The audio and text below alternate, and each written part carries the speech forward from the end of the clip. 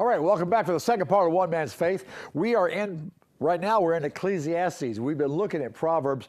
We're looking at what is wisdom. How do, where are we going?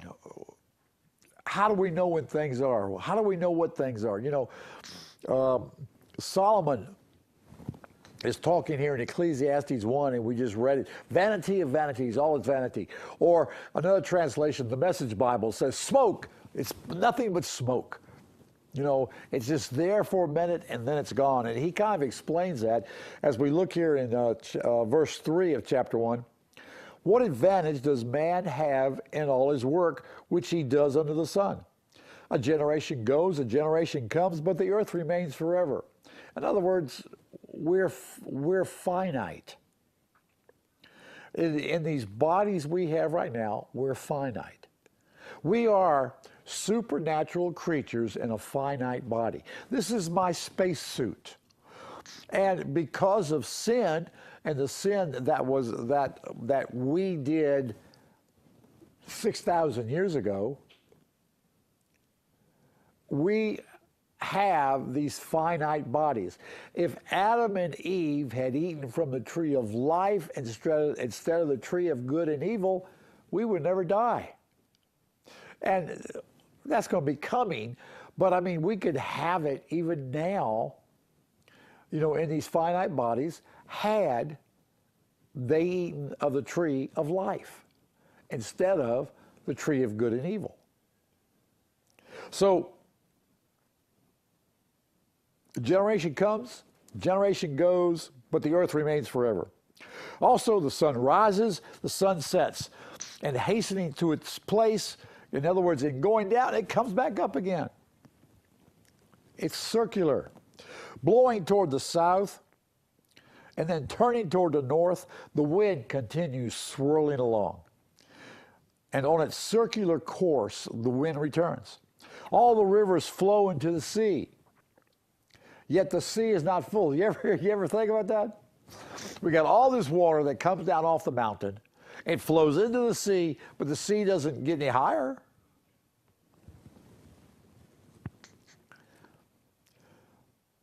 Yet the sea is not full. To the place where the river flow, there they flow again. All things are wearisome. Man is not able to tell it. The eye is not satisfied with seeing, nor is the ear filled with hearing. That which has been is that which will be, and that which has been done is that which will be done. There is nothing new under the sun.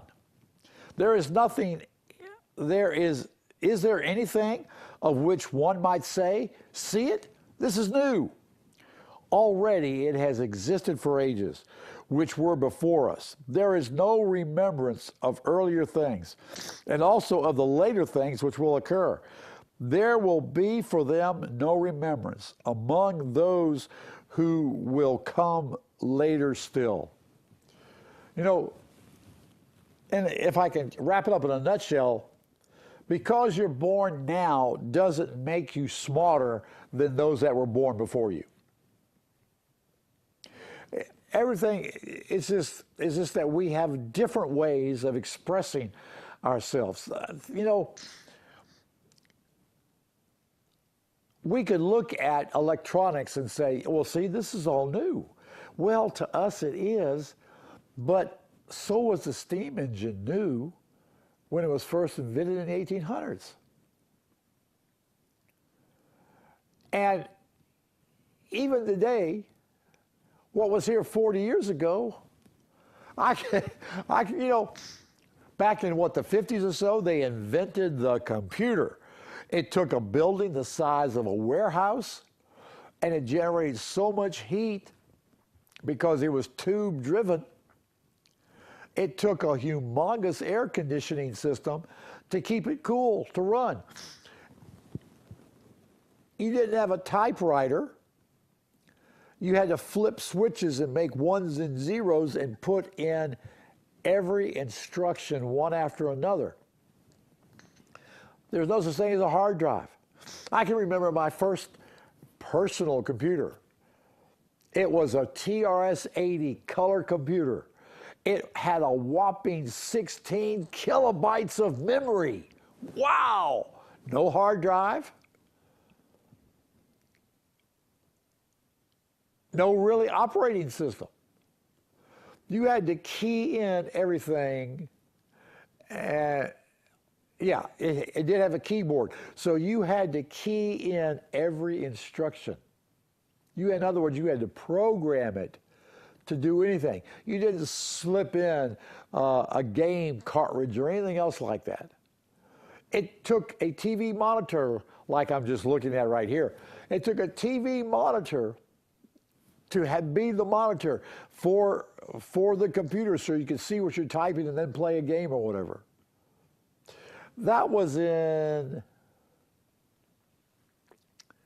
1970. No.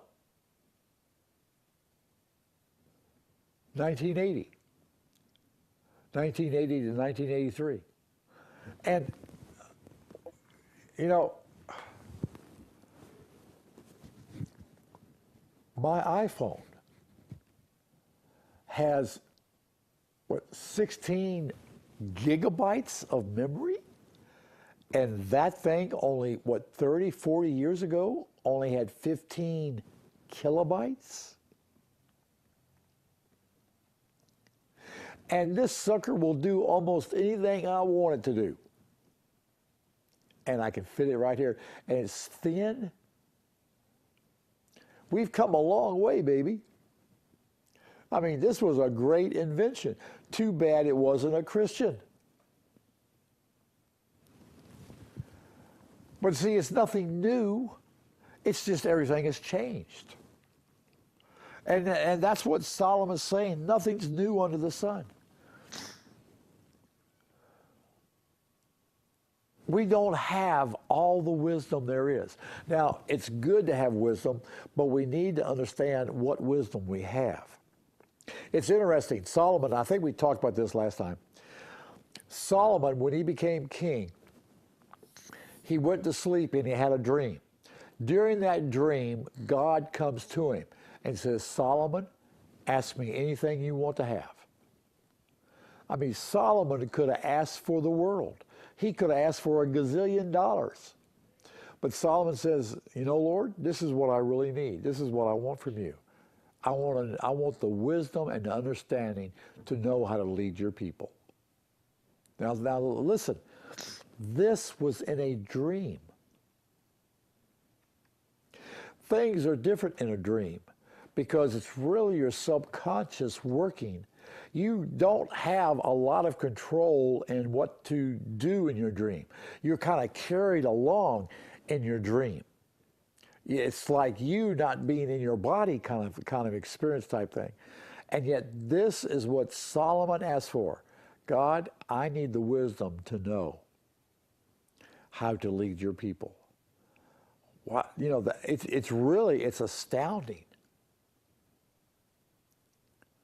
And God says to him in 1 Kings 3, starting with verse 10, it says, it was pleasing in the sight of the Lord that Solomon asked for this thing. God said to him, because you have asked this thing and have not asked for yourself long life, nor have asked for riches for yourself, nor have you asked for the life of your enemies, but you asked for yourself discernment to understand justice. Behold, I have done according to your word.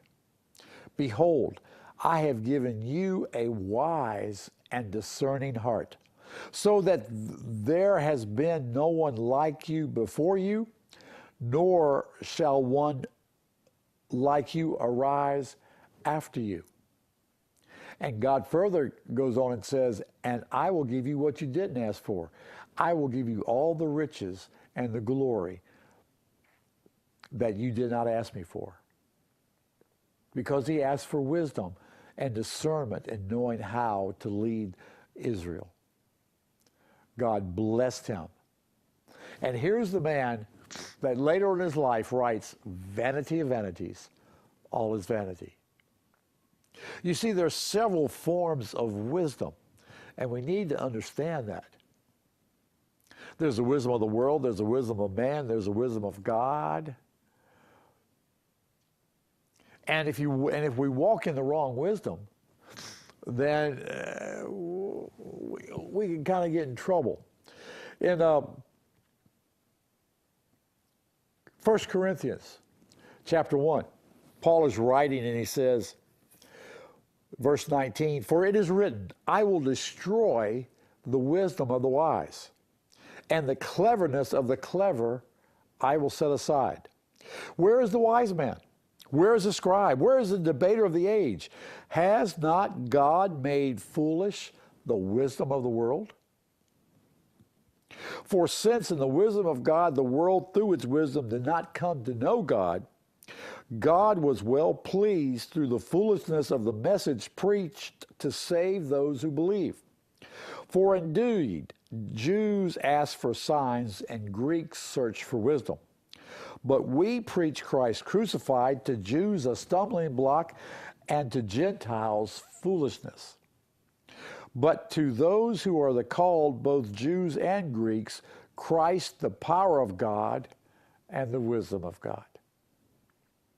God takes the things of the world that are wise and he calls them foolish because they are of the world. They don't factor in or filter in the wisdom of God. We have this tendency as unbelievers to say, well, I'll have to figure this out myself. Well, here's what the world is doing. Here's how the world is handling finances. Therefore, I must handle finances this way. But God has said, no. If you'll learn the wisdom of God, if you'll learn my wisdom, all this stuff that the world does will be foolishness. So learn my way. He says that God has made the wisdom of the world foolishness. So what do we need to do? Do you want to be wise or do you want to be foolish? You either go the way of the world and be foolish or go the way of the wise and have wisdom.